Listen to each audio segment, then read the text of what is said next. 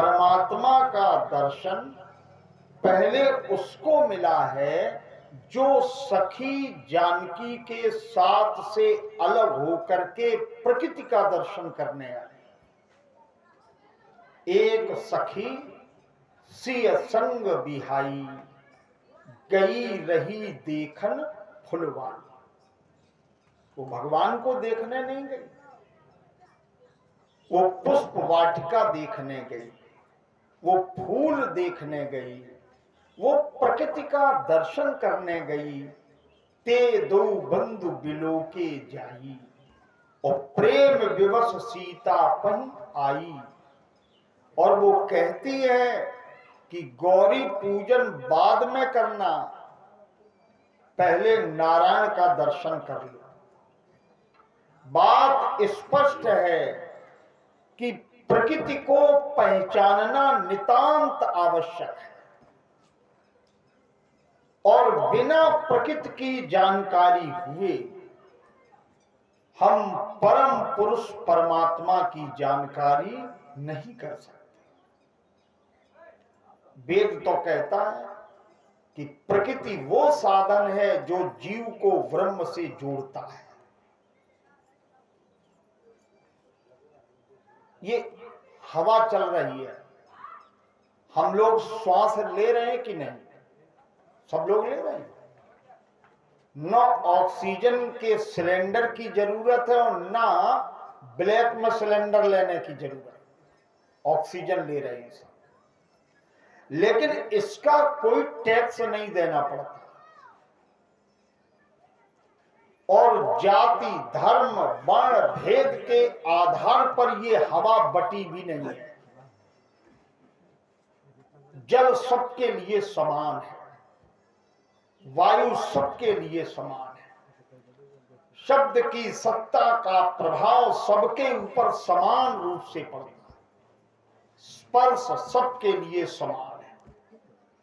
तो जब प्रकृति हमें समान गुण धर्म से परमात्मा की सेवा का अवसर देती है, मेरा पालन पोषण करती है, तो इस प्रकृति के प्रति मेरा भी तो कुछ कर्तव्य बनता है। इसलिए देवहूति ने प्रश्न किया कि प्रकृति क्या है और पुरुष क्या है, ये हमें समझा। तब कपिल भगवान कहते, मां, परमात्मा को प्राप्त करने का श्रेष्ठ मार्ग है योग। योग,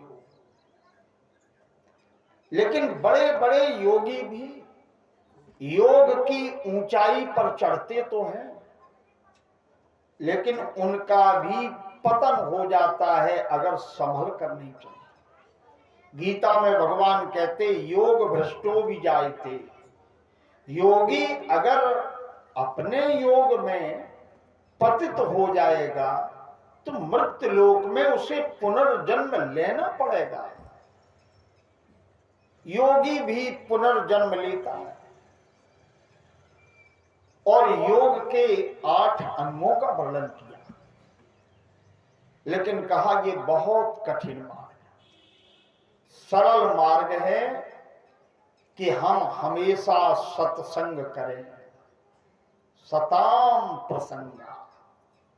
भगवान बोले हमेशा मेरी कथाओं को सुने, मेरे चरित्रों को सुने, मेरी लीलाओं का दर्शन करें और संतों का साथ करें, क्योंकि मेरी कथाएं जीव के जीवन में प्रसन्नता उत्पन्न करती हैं और कानों को सुख देती हैं, जिससे श्रद्धा पैदा होती है, मेरे प्रति प्रेम उत्पन्न होता है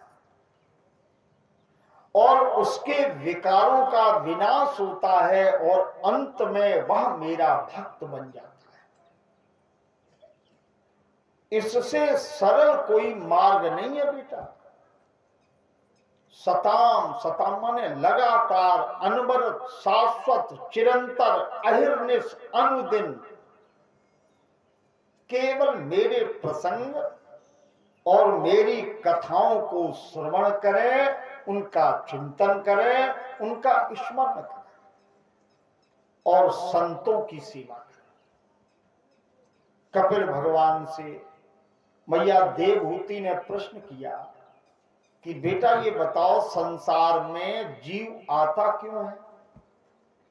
कपिल भगवान बोले, अपने पूर्व जन्म के संचित कर्मों का भोग करने के लिए यहां आना पड़ता है। ये भोग लोक है, यहां हम सब भोग भोग रहे हैं। अच्छा किया है तो अच्छा भोग रहे हैं, और अनुचित किया है तो दुखों के झंझट में पड़ करके हम भोग रहे हैं। भोग दोनों स्थितियों में है, दुख भी भोग है और सुख भी भोग है, क्योंकि ये भोग लोग। मैया पूछ रही है जीव आता कैसे है? कपिल भगवान कहते हैं, जब जलवृष्टि होती है तो आकाश के जीवाश्म पृथ्वी पर आ जाते हैं जल तत्व के साथ में। पानी बरसा तो उसी के साथ आ गए, और उसके बाद वो मिट्टी में मिलते। फिर मिट्टी में जब अन्न बोया जाता है तो उस अन्न में भी मिट्टी के, प्रकृति के जीवाश्म के अंश उपस्थित रहते हैं। धीरे धीरे उस अन्न को जब स्त्री और पुरुष खाते हैं, तब सहवास के माध्यम से एक रात्रि जब जीव गर्भ में रहता है तो इसको कलल कहते हैं। और जब गर्भ 10 दिन का होता है तो इसका आकार बूंद की तरह होता है, और इसको बुदबुदा कहते हैं। जब ये 1 महीने का होता है तो इसका पिंड बन जाता है बेर की तरह।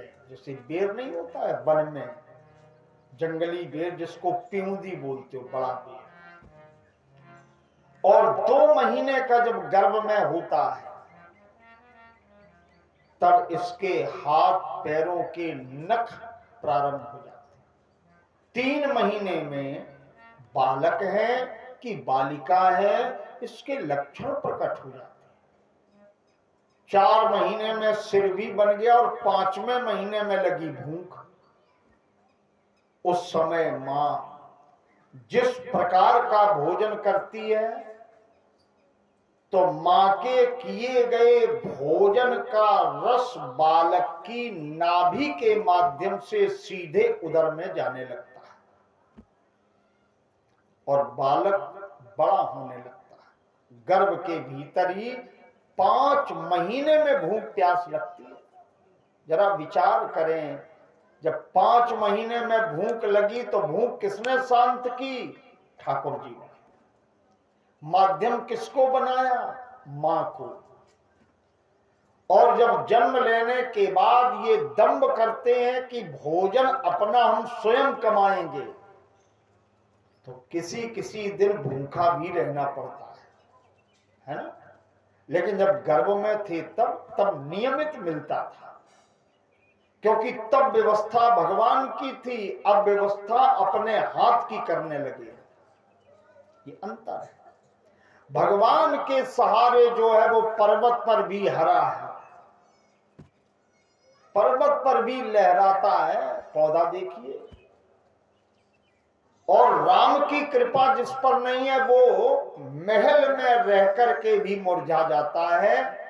ये शाश्वत सिद्धांत है, सनातन से भी। 5 महीने का जब गर्भ हुआ तो भूख प्यास लगने लगी और गर्भ में ही इसकी व्यवस्था। मैं एक बात कहूं, तभी कहा जाता है कि गर्भवती मां को शुद्ध सतोगुणी भोजन करना चाहिए। तो बालक जो गर्भ में है उसमें सतोगुणी रस जाएगा तो सात्विक गुण बढ़ेंगे। अब गर्भवती माता को अगर चाउमीन और मैगी प्रिय है तो लला तो बोतल पिए ही, कोई रोक ही नहीं सकता,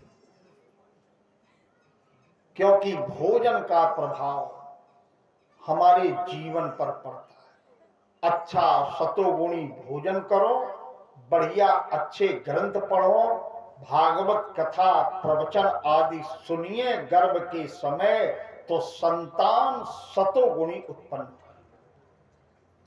नियम आज भी है, लेकिन उन नियमों को हम मानते नहीं हैं। तो नियम झूठे नहीं हैं, झूठे तो हम हो गए जो उन सिद्धांतों को, उन नियमों को, उन परंपराओं को, उन संस्कारों को तिलांजलि दे करके अपने अनुसार जीवन जी रहे हैं। प्रेम से बोलो राधे राधे।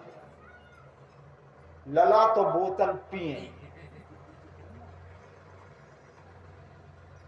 इसके बाद 6 महीने जब गर्भ में रहता है तो मां की कोख में घूमने लगता है। 7 महीने का जब गर्भ हो गया तो गर्भ में स्थान नहीं है, तब भगवान इसको गर्भ में ही उल्टा कर देते हैं, पैर नीचे और सिर ऊपर, और जबरदस्ती पीठ और गर्दन को मोड़ करके बंधन में जकड़ देते हैं।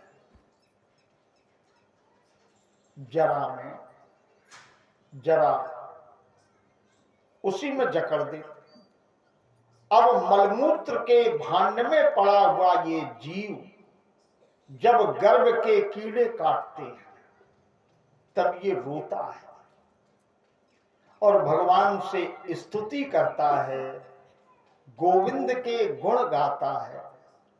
कभी कभी मां जब त्यक्त कड़ुआ भोजन करती है, तीखा भोजन, तो बालक की कोमल त्वचा को जलन होती है,